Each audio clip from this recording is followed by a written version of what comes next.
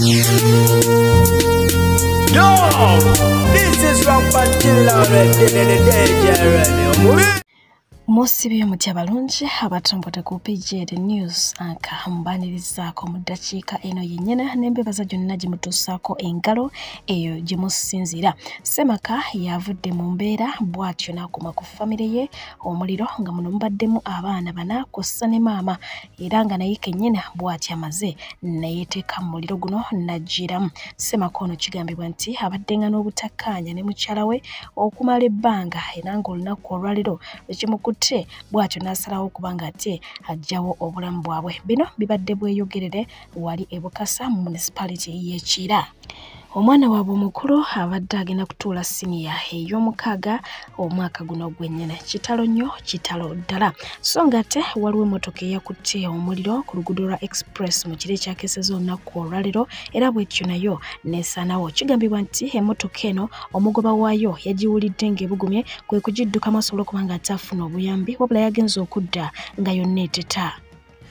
Amasasi ganyuse mu barracks naggulu okukakkana ng'omusirikale abadde yakajoyininga amanyiddwa nga Arthur Muhanji afiiriddewo. Kigambibwa nti ono abadde asula ne musirikale munne mu kasengeke kamu nga mu mbeera eyo mwe mwava omukwano ogwamuviirako okuba nga ate amwewolako ensimbi wabula olunaku olwaliro agenze maaso okuba nga ate amubanja akasente ke. Arthur n'amutegeeza nga bw'atannakafuna ng'ekyo kye kijje musirikale munne mu mbeera n'amutindirira amasasi agamujje mu bulamu bw'ensi eno. Mu kisenge mubadde basula mwamutidde era amutidde ku buliri bwe okusinziira kwabo abeerabiddeko n'agaabwe. Weewaawo y'omusirikale asse munne tannaba kubanga ate ayasanguzibwa mannya.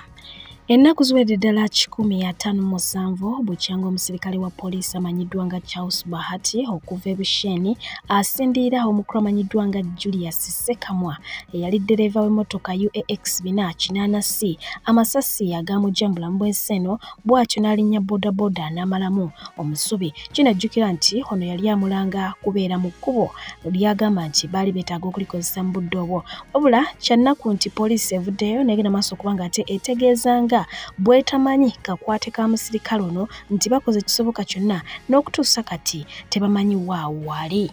Omuwandiisi w'obutabo Nakinku nga yakuwandiikira obutabo nga The River Between Weep Not the Child okuva mu ggwanga lya Kenya amanyiddwa nga Nguje bw'atyo yavudde mu bulamu bw'ensi eno. Ono yafiiridde ku myaka 87 mu ggwanga lya Amerika gy'abadde awangaalira. Omwami ono abadde amanyikiddwa nnyo mu baana abasoma literature. Kitalo nnyo, kitalo ddala.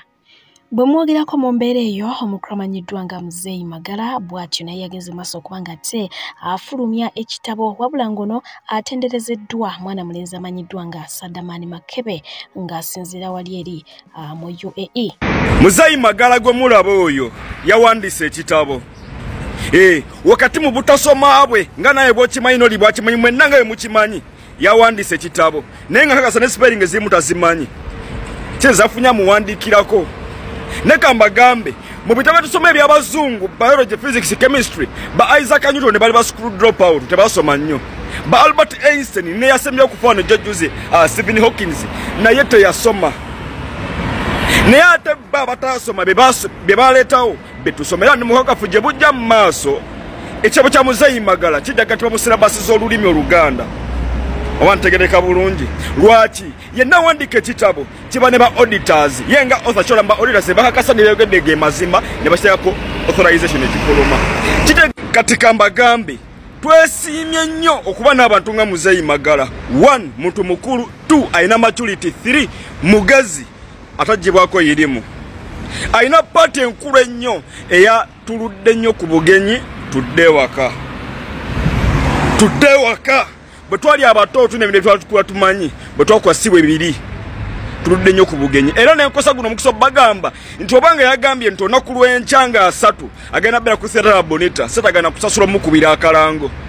Mbasaba mwenna basobola okuwulya ku ddoboozi lyange abadde batakimanyi ayinayo ekivulu enkya ku Serra Bonita agenda bawerekeddwako bakyalibe sebafuddeko naye ye ku lw'amagezi n'obugunjufu bwa Muzeeyi Magala abakadde abasiga munnango abangi batuyiwayo yomukubakadde bogamba nti obukadde magezi era bali proud.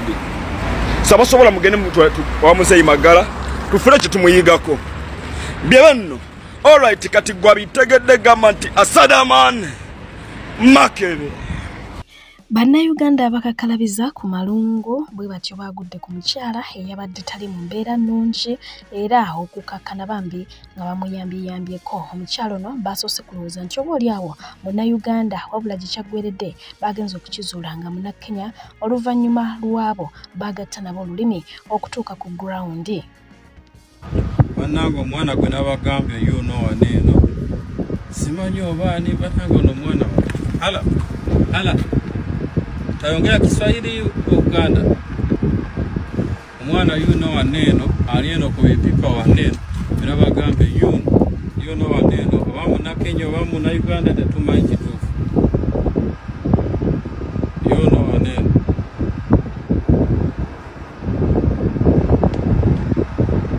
tumanyi kituufu. Yuno neera nze ne musanga wano wennyini mu kikuba kiri ekyaddira gwalinga owetta kati yuno ali waneeno.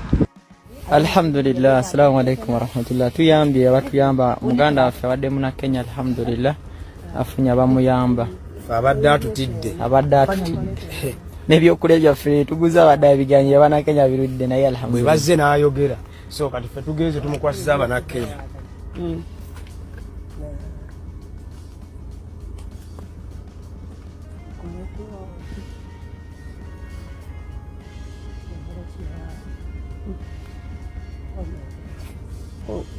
Naye ng'ate ye omukulu Kyagulanyi Ssentamu yavuddeyo bw'atyo n'asaba okuteebwa kw'aba political prisoners era nga yagenze maaso kubanga awandiika ku bano abaakwatibwa ekiboga abaali bagezaako kubanga ate balaga obutali bumativu ku kukwatibwa n'okutulugunyizibwa kw'omukulu amanyiddwa nga Eddie Mutwe. Agamba nti weeks ziweredde ddala 2 bukyanga bakwatibwa. Abaakwatibwa kwe kuli amanyiddwa nga Grace Kakoza, Nakyanzi, Kugonza Bridget, Bashabe Vianney wamu n'omukulu amanyiddwa nga Ben Serugo. Ono bw'atyo yageze maaso kubanga ate agamba nti okukwatibwa kwabwe kwakolebwa mu bukyamu era n'asaba babeere nga bateebwa. So nga ate bo ab'ebyokwerinda mu disitulikiti y'e Kanungu bakutte omusajja eyalabikidde ku mutimbagano nga yeewako obujulizi nti alina olukwe lwaluka olw'okkomya obukulembeze bw'omukulira Kaguta Museveni mu ggwanga lya Uganda. Omukwate yategerekeseeko erya Esau yatta akatambi ne kabuna emikutu migattabantu ng'ali mu kibira ng'ategeeza nga bw'amaliriza enteekateeka ze zonna ez'okuvuunika gavumenti ya Museveni. Mu katambi kano Esau yayogera ebigambo ebigamba nti buno bwe budde obw'enkyukakyuka era n'ategeeza nti bannayuganda babeere bulindaala agenda kubanga alangirira ekiddako mu ssaawa 48. Bw'atyo bwe yageze maaso okubanga ate akwatibwa. Wabula oluvannyuma lw'okukwatibwa ono yageze maaso okubanga ate yeewozaako n'ategeeza nti ebigambo bino yabyogera ng'abisimbuliza mu kitabo ekitukuvu mu kitabo ekimanyiddwa nga Genesis essuula eya 27 olunyiriri olw'okubiri. Ate ye omukulu munnamawulire amanyiddwa nga Andrew Mwenda yavuddeyo n'agenda maaso okubanga ate ayogera ku mbeera y'ebyobufuzi eri mu ggwanga lya Uganda n'ategeeza ng'omukulu amanyiddwa nga Kaguta Museveni bw'ali ku bunkenke oluvannyuma lw'okukitegeera nti gavumenti y'eggwanga lya Amerika eyagala kumuvuunika ku ttaka. Ono agamba nti okusinziira ku mbeera eyaliwo mu ggwanga erya Kenya n'ekakibwa okubanga ate yeegatta ku NATO nga Amerika yegikaka era nga kati eyo Amerika gyesinziira okubanga ate eketta buli kimu ekigenda mu maaso mu ggwanga lya Uganda ng'esinziira ku military base yaabwe. Wadde ng'embeera eri bw'etyo y'omukulu amanyiddwa nga Minisita Matia Kasaija bw'atyo yavuddeyo n'agenda maaso okubanga ate ategeeza nga omukulu Kaguta Museveni we yabamatiza nti eggwanga lya Uganda mu myaka egitali gyawala ligenda kubanga ate liyingiza abakozi okuva mu mawanga amalala nga nti emirimu mu ggwanga lya Uganda gisusse obungi era nga gijja kuba gisinga ne bannayuganda obungi. Ebyo nga bikyali awo yo Parliament yagenze dda maaso okubanga ate approvinga okusaba kwa gavumenti y'okwewola ensimbi okuva mu mawanga amalala. Kinajjukira nti already gavumenti y'eggwanga lya Uganda erina amabanja okuva mu mawanga nga China, World Bank n'awalala. Wabula nga wetwogerera bano baagala ensimbi ziwerako ddala obukadde 270 eza euro okuva mu Afrexim Bank ng'eyo egenda kubawola ezo ssente so ng'ate era baagala n'ensimbi endala euro eziwerako ddala obukadde 230 ng'ezo ziva mu Ecobank eyo nno ng'eva mu ggwanga erya Kenya so ng'ate waliwo ne Abasenegal ba businessmen be beeteeseteese okuba ng'ate beewolako gattako ne Development Bank of South Africa ng'eyo eri mu ggwanga lya South Africa nga nayo baagala kugyewolako ensimbi zino bagamba nti zaakubayambako okutuukiriza bajeti y'omwaka gwa 2024 okutuukirira ku 2025 wabula ng'okusinziira ku bakugu bagamba nti ensimbi zino zonna ezeewoliddwa eggwanga lya Uganda tezigenda kusasula gavumenti eri mu buyinza wabula nga generation eddako n'omukulembeze aliddako yalikiwuliramu kilograms ziri mu mmeka only 40 kilograms can you imagine 40 kilograms ana ninga naye tololo cement kino kiki ekirimu ako nkataddemu kulaga nti we are always cheated yes awali supposed obeera kilo 5 batuwa kilo 4 ate ng'akasente ka bulumi nga bw'okiwulira tulabye abasiba butto ne batulimba nti butto wabula ng'ate munda mulimu mazzi ebintu bingi bye bagenda maaso okuba ng'ate bafera mu ggwanga lya Uganda naye nga olunaku olwaliro abantu abawagira Museveni bagenze maaso okuba nga ate bakuba olukuŋŋaana lwabwe lwe bayise Musevenomics yes era nga lugenze maaso okuba nga lukwajja ku mistila batyo babadde bakubaganya birowoozo ku ngeri gye bayinza okuba nga ate batwala ebyenfuna by'eggwanga lya Uganda mu maaso Tuina kanyomero ka a few moments later yes nakutusaako akakatikkiro wa Buganda Charles Peter Mayiga olunaku olwaleero nkuleetedde ak'omukulu amanyiddwa nga Basajja Mivule ono ennaku zino agamba nti atambulira ku bunkenke essaawa yonna baanimutwala okuyiga olunyankole olw'ebyo by'ayogera Mwai Museveni bano bagwenyufu nnyo aba people power nsaze okolagana naawe onyambe ntaase eggwanga nsomesa abantu bave mu bwavu signing ekintu ekyo kakiteke mu buwafi ka signing ekyegasse ku mwami Museveni era agenda kwagira mwami Museveni signing asayininze yegasse ku mwami Museveni era agenda kwagira mwami Museveni A few moments later. Ennaku zange manyi tekyabula nyingi nze nzirako essaawa yonna yetenaba kutuuka essaawa tenaba kutuuka bajja kunkwata nze nzirako naye waliwo bye nina okwogera nga tebannaba kunkwata tetusobola kusirika ekyo kati kibagambe tetuyinza kusirika mwami Museveni tetusobola kusirika kubanga lino eggwanga toligulanga kyanaku ne bannayuganda kamalirize na kano namwe mutumazeemu amaanyi poliisi byetukola ffe tulina obigikola bannayuganda ffe tulina okukwata poliisi tugitwale mu kooti olw'okututulugunya poliisi byetukola bingi tebiri mu mateeka ate nga yo omukulu amanyiddwa nga Patrick Salvador avuddeyo bw'atyo n'agenda maaso okuba nga te ategeeza nti eyali kyaliwe yandiba nga yamuvaamu omukulu amanyiddwa nga Bobi Wine tumujjukira mu luyimba olumanyiddwa nga Kyalenga olw'omukulu Kyagulanyi Ssentamu yali omu ku baali mu luyimba olwo agamba nti Kyagulanyi yamuvaamu ne bwamuweereza message takyaziddamu ne bwamukubira kasimu mbutakakwata okuva olunaku lwe yagenda n'aba nga ate asisinkana omukulu amanyiddwa nga Yoweri Kaguta Museveni. Ono ategeezezza nti obukambwe bwasookera ddala kuva mu bawagizi ba Bobi Wine oluvannyuma lw'okumulaba ng'agenze ew'omukulu Yoweri Kaguta Museveni era agamba nti naye oluvannyuma yamala n'akitegeera nti yali mukwano nnyo gwa Bobi Wine naye ate bwe yagenda n'asisinkana Museveni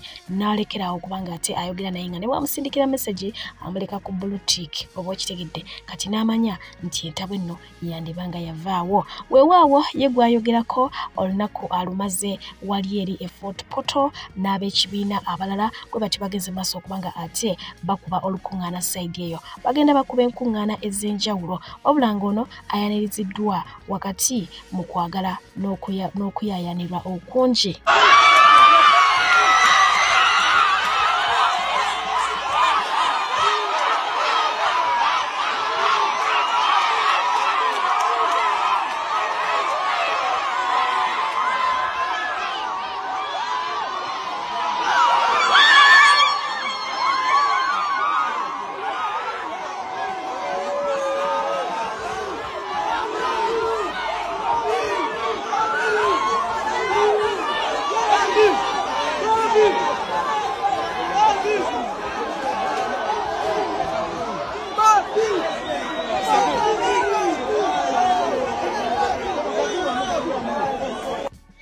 Yavuddeyo ng'akozesa omukutu gwe ogwa X n'agamba nti tukubaganye ebirowoozo ku nsonga ya Museveni mukyala okubanga ate bavaayo okwetondera Buganda ne bannayuganda olw'ebyo bye bagenze mu maaso okubanga ate babayisaamu. N'ababuuza nti mmwe okwetonda kuno mwakukkiriza oba mwakuganye.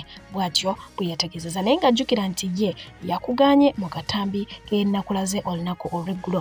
Weewaawo bo baganda baffe wano e Kenya okwetonda kuno kwabatuuseeko era nga batandise dda okuba nga ate bayeeyereza omukulira Kaguta Museveni ne mukyala we Janet Kataha Museveni.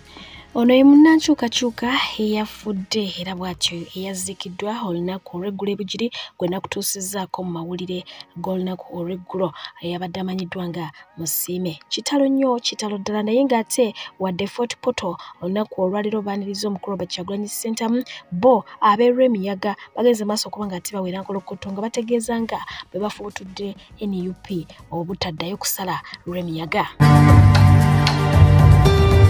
Manya byolya ne Beaver Organic and Natural Health Products. Abasangibwa Mengo ku Beaver House opposite Masengere. Bano bakugu mu kujjanjaba endwadde nga bakozesa obutonde omuli emmere, ebibala n'emiti. Banaffe abagobera program za Beaver Organic and Natural Products. Olunaku olwaleero njagadde twogere ku kalafu oba ku mafuta ya kalafu ayitibwa clove oil. Clove oil ono ddagala nnyo ate ne clove buds zino ze zisinga okukozesebwa mu piraawo kyovola baziyitibwa piraawo masala. Ajjanjaba amannyo era gwe munaffe alina toothache erinnyo nga likuluma ofuna ka clove oil kano n'otonyeza awali erinnya erikuluma. Aina akamwa akawunya, oyina bad breath, oyina mouth odor. Odira clove oil ono n'oteeka mu giraasi y'amazzi agabuguma amatonda 4 n'onywa buli lunaku. Ziyamba nnyo okwoza amawuggwe abantu abalina ekizibu kya asima. Ayamba nnyo okusitula embavu mu baami abatatambuza lugendo kuwera. Ajjanjaba hemorrhoids, ensundo ezizimba omuntu wafulumira. Takoma okwo ayamba nnyo okujjanjaba indigestion abafuna gasi mu lubuto ne ku hernia naddala umbilical hernia. Sigawo oil wa clove gwasumbuyibwa hernia. Nze Dr. Senjove. Ate nga y'omukulu amanyiddwa nga Robos Kanyankole ngono abadde asinziira Mbarara era nga yagenda maaso okuba nga ate aggulawo omukutu gwa TikTok n'agutuuma Mbarara HIV nga kuno kwabadde asinziira okuggyayo abakukunavu n'ategeeza eggwanga nga bwe balina akawuka ka mukenenya akwatiddwa. Ono agenze maaso okuba nga ate yeetondera abantu olw'ebyo byabadde nga akola wabula nga abamu ku bo be yakosa bavuddeyo ne basanyukira ekikolwa eky'okwatibwa kwe. Account yambara HIV eshaheji yakuba deleted kandi marahira ngutijaga kakurebka ahantu hona abakora accounts inkezo nani mbeshingeza mumerekeraho ni mango araba Kampala araba nkai nkabe ni nyanga mu no mu Ruganda mukabuhura insi yona ni ngaliyo na bibuhura kunka mumerekeraho because it's not called for. I did this out of my own instincts and zam costing a lot. Friends, my family is in pain. And I have already lost my job. I won't work anywhere else. Something that will possibly hurt my daughter because I'm the breadwinner and I'm the milk bringer at home. Melecherahu, preach love, preach unity, and preach peace. I'm sorry. I'm very sorry before anyone. Niwanitaro Bros Kanyankole. Wena bena ukunda atakale kakungunda. Aya. Abakundeba Ibanyeta Robros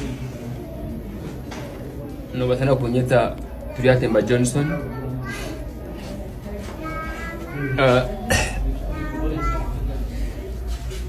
ni jamisho ganyu kubashaba kushasibwa ndi CPS Mbarara umaze na kumukago muchome kandi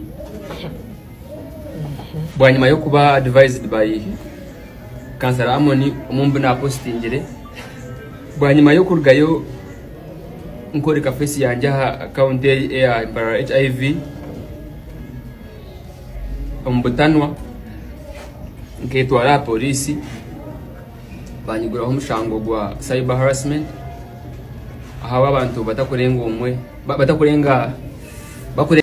Akatambi kano kasaasaanidde ku mikutu migattabantu ak'omukyala gwe babadde bagezaako okuba nga ate balwanagana naye mu ddwaliro lya Kawempe Referral Hospital era nga bangi babadde beebuuza ki ekyamutusseeko. Okusinziira ku eyewitness avuddeyo n'agenda maaso okuba nga ate annyonnyola ekyatuuse ku mukyala ono era yategeezezza nti omukyala olwabadde okuzaala bw'atyo ne zivaako era nga yabadde ayagala kulya mwana gwe yeezaalidde. Ekirwadde ekyo gye kiri mu bakyala kitera okubaayo naye nga simanyi kiva ku ki ate ne bwe bakiyita sijjukira wabula gwe akijjukira oba akitegeera oliwaddembe okuba nga ate otutegeezaako awo ne twongera okukimanya.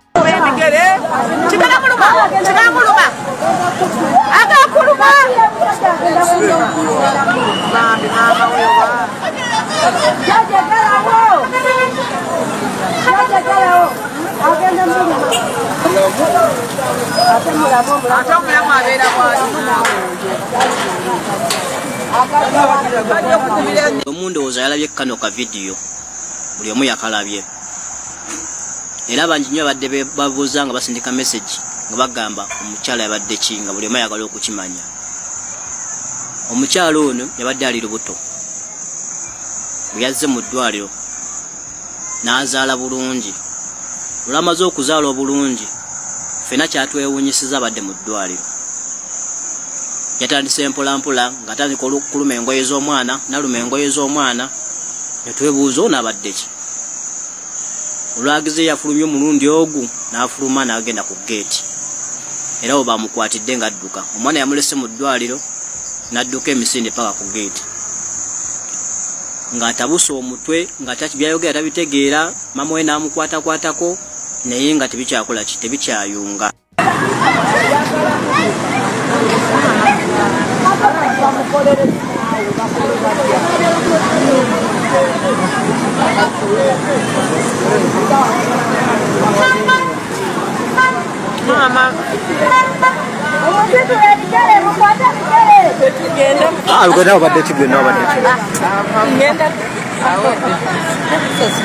Wuuno mwana muwala eyavuddeyo n'alujja ennaku gy'ayitamu olw'omusajja gwe yakera ku makya n'ayagala okuba nga ate amuwongayo mu byawongo. Ono asula akaaba siba akaaba era nga yagenze maaso okuba nga ate asaba obuyambi bwammwe. Ekizibu kye sigenda kukibannyonnyola wabula ye mwennyini kakibattotolere.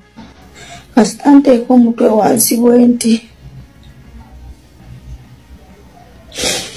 mbeera mu mabala nga ndi mu kuweereza mbeera mupotekezeeko nga ndi mu kutunda abanange munyambe ekimulaki ekimala obulamu bwange babuwonga. Omulenzi yawonga obulamu bwange yabuteeka mu bintu byesitategeera. Kusula azimba ennyumba ze tozakikiriza naye akimanyi yakikiriza bannange. Nti kensawo z'amanda zino zebatunga ebbiri emu ng'eri eno endala ng'eri eno nenzeetika. Kasita nteeka wansi omutwe bwenti neevaamu tosobola kikkiriza naye omuntu akimanyi yakikkiriza. Mpiteno wansi mu bigere kuba okukomawo mba neewulira bana kino ekintu tosobola kikkiriza bw'oba tokimanyi. Mpita wansi mu bigere negera netandikamu enkola emirimu. Oluusi nempita mu matu naye obulamu bwange bwazirana kubeera ebintu ebyerandika okubeerawo kati myaka 3 kyenalirira kyonna kyaggwawo. Eyo famire eri ku kisaawe famire omulenzi yakaliwo embuto emirundi 9 tosobola kikkiriza.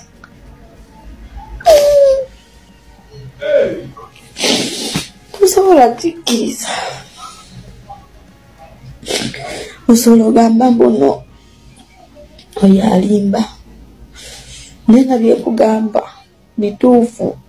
Sitirikirira kati myaka 3 mba ntandise gwakuna naye ndaba bannange erineti kino ekintu kintuseeko kigenzi wala. Nsula nzimba nze ebizimbe ebyenjawulo. Nsula ndabirira abaana bannange munyambe ndabirira abaana naye nga sina bwennyina.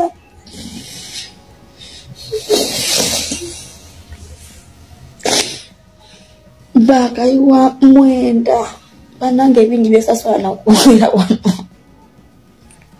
obulamu bwagala bantu mwe bintu bingi esasobola kwogera obulamu bwange bwogala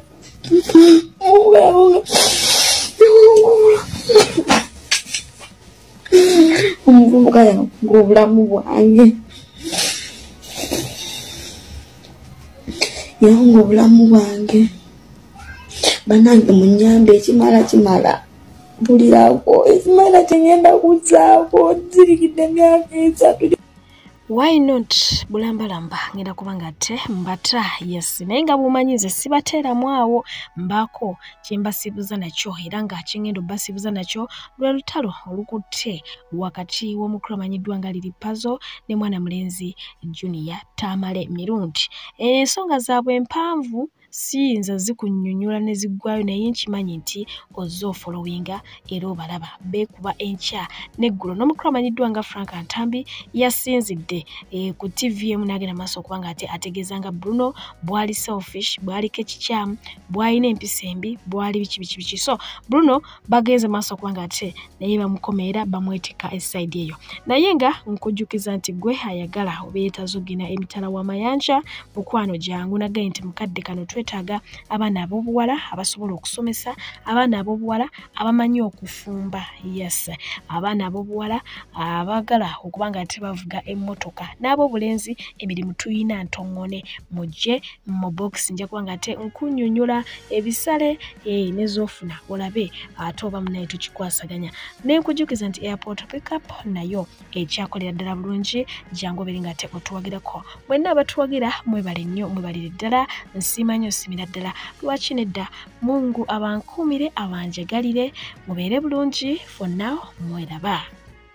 Otambudde obwoya ne bukugwa ne kuntumbwe ng'onoonya mirimu ofereddwa abaferi bangi toddamu kumagamaga kankwanjulira Malden International Labour Consultants be bakugu abaakakasibwa okutwala bannayuganda emitala w'amayanja mu nsi nga Qatar, Saudi Arabia, Jordan, Kuwait, UAE, Bahrain era nga bano bakutusaako emirimu omuli security, waiters and waitresses, maids, cleaners wamu ne baristas. Basange wali eri ennamuŋŋoona oba bakubire ku nnamba zaabwe ez'essimu 074 738 21 oba 0772 83 00 oba 0787 95 23 29 beeboka abagenda okusangula ennaku ku mutima gwo. Beba Malden, shipping life into a unified destiny. Abalungi abatuwuliriza era abatulaba olunaku olwaleero tuchaddeko ewa Sheikh Ashraf Dembe.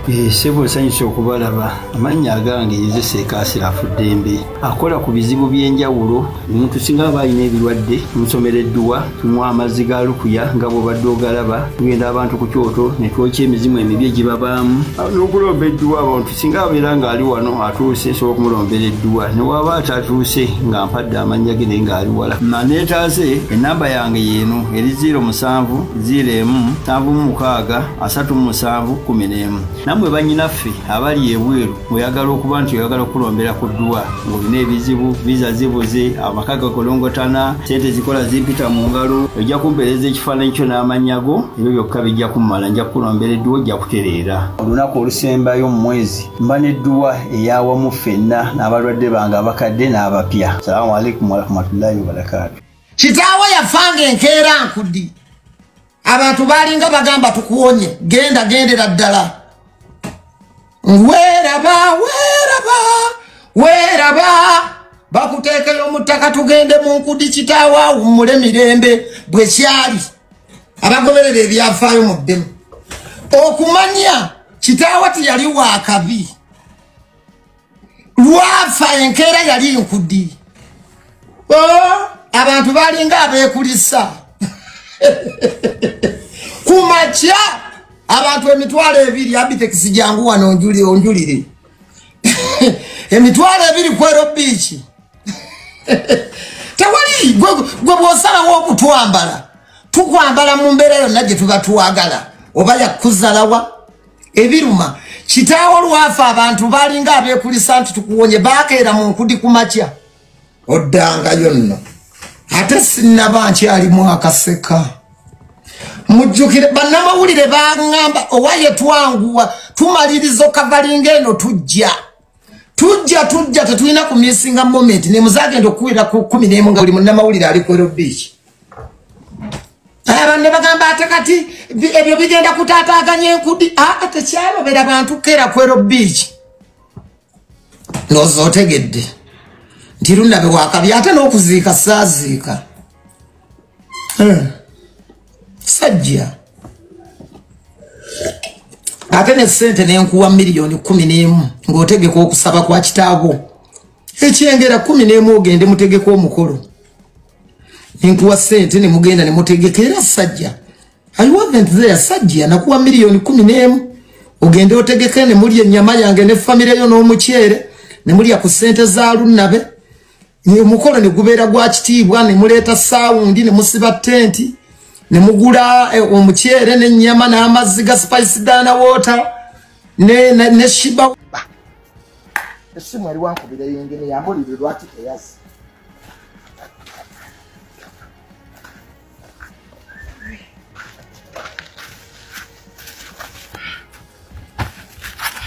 Salumu ingeniya lwaki teyazi ingeniya ajja kutubuulira akatuvaamu olwali sebo ndi ku site nga temwazze kuzimba nga temwazze wafiiriddwa gwe musajja gwe kankubuulire nja kukugoba wano swimming pool temunagitandikako amayinja nagayiwa luuliri wali olusenyente lubalage naluyiwa dda ennyumba eno njagala eggwa omwazi guno njagala yetsege mwakizimye naye tugenda kiteekako amasanyalaze yes abaana bajja nakatukidde ku saiti wanaanaawa tewaliiwaaliwo olowooza matiriyo mugula wakwonoona musajja gwe don't play in my money nze nja kukugoba nakagoba bayinginiya babiri ku saiti eno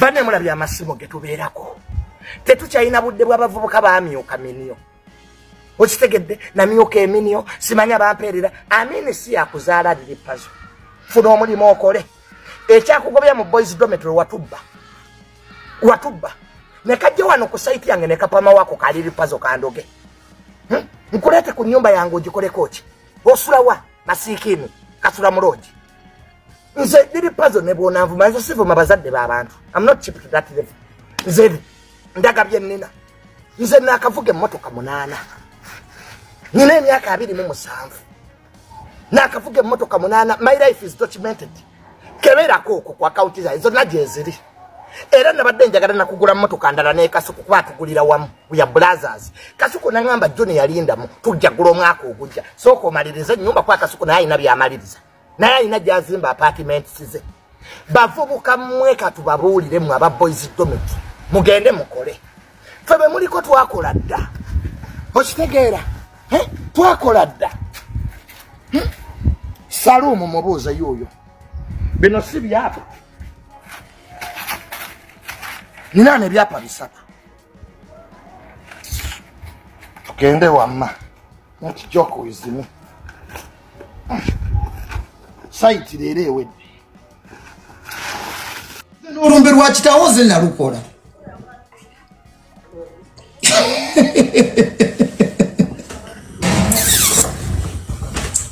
n'olumbe lwa kitaawo nze yalukola hani wakabi look at me hani yakola olumbe lwa kitaawo ekyengera miliyoni 11 k'amaaso gakkanuse kati ate olikoze gumanyira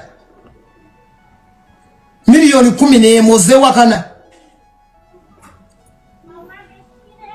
11 nze liri pazo lunabe gwovuma nze nagwaye miliyoni 11 ze zaleeta tenti n'ebidongo omukyere n'ennyama n'amazzi ge mwanywa mu lumbe njagala ogambe bammemba gwoyinza obutampa kitiibwa n'abafamire yo bajja kunneebaza bwe bali nsanga mujjamu bajja gamba lunabe big up famire y'omwana oyo njagala okubategeeza omukolo gwali ekyengera nze yagukola era bwe munsanganga munnebazanga yetajja kunnebaza mwe munnebazanga nze yakikola tenti sound emmere ennyama ebisambi byente amazzi fetulangira n'okulangira kati katwogere sikulangira miliyoni 11 akalina kuwa miliyoni 11 birthday party yonga bagobye mu kika birthday party yonga bagobye mu kika nze yagenda nekwata miliyoni 2 ne tugula omwenge ne tucelebratinga ndonywa nga tukwagala tumanyi olimu amagezi ogenda kutuuka ogwebweka abantu oluwa TikTok binge excited on TikTok views and likes kubanga oyagala kutambulira mu katiba ka kitaawo ani mukyamu gwe bagoba mu kika akabaga akakuyozayoza nze gwomanyira nze yakwata miliyoni ezo emiliyoni 2 ne tutegeka akabaka ekyanja niwe no enjoyinga usegeera no enjoyinga miliyoni 11 gattako 2 ze 13 nekuwa emitwalo gyange 7 ng'ogenze simanyi munyegenyege jinja tozinsasulanga ani wakabi look at me ani wakabi mumbulire mwe muli abantu 7 ani wakabi kati bino byabwakabi ani wakabi gwe bikomyewo komyawe miliyoni 11 ne 2 ne mitwalo gyange 7 olabe ekika kyonna bwe muteetunde todanga mukumanyira sirikireve ate sinayomba nakugambye nyinayo episode yebbina njiikaamu nnyo you will see me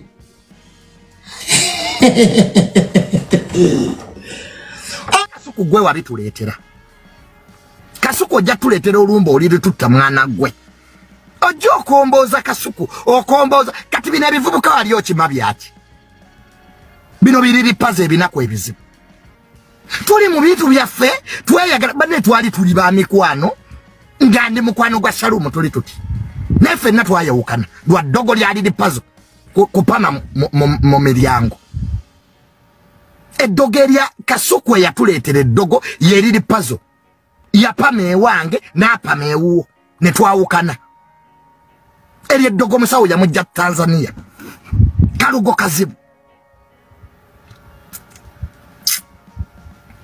notuleetera embwa zennyini abantu abakulidde mu ssente kasuku atuleetedde embwa zino oyo Bulunoke yali ajja kukola ki mubuulire kola waya abeera mu kwekuba busabbuuni oyo Bulunoke ewuwa ekisaasi naye kuba engalo mu matako gyemirimu gyokera okukola kwekuba ngalo mu matako kuwunyako bw'oli muyimbi muyimbawa wamuwala oyo muwala Bulunoke watandika okuyimba nga ni mu pittu liri pazo oli wa myaka 5 mwe namba singa ate nafulumiza oluyimba lwange don't joke with me nafulumiza oluyimba lwange kezabika emipiira ninakosa tikuserena mujje mumpagire mu nnyimba zonna Bulunoke omusajja omukulu oyina n'ebyoya mu matako n'otandika omuwala olunalo oluyimba Bulunoke neriri pazo temusobola kuyimba ku speakide y'abaana let me tell you nenasale sikuru tesobola bapangisa mbwamuwala abantu basaswesate bajje balabegwe muwala wajja yambadde edduve olinga ava mutoyi mivubuka mmwe you are failures mumaze emyaka 4 mu ndongo ne ava peace n'akusinga Nandolavu n'akusinga mbwamuwala oyo muwala tumbavu oyimba voko ki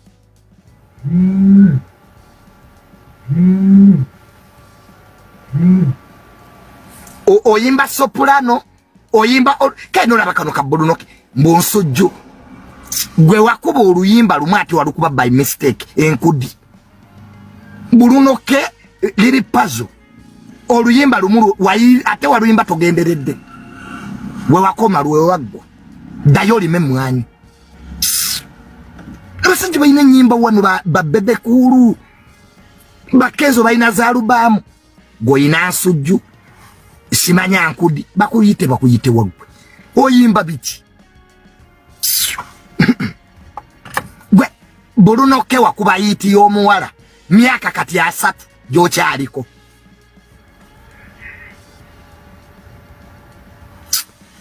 mbwe ekivulu gwe Bulunoke watosokola ekivulu gwe oyina tika birthday party wo toddamu sikulaba gwe Bulunoke bakutimbawa Bulunoke oyina pasta gyoliko ne lili pazo oyina pasta gyoliko mu myezi 3 egisembyeyo Bulunoke bakuyiseewo okuyimba okujjako awo sipate z'abakazi bo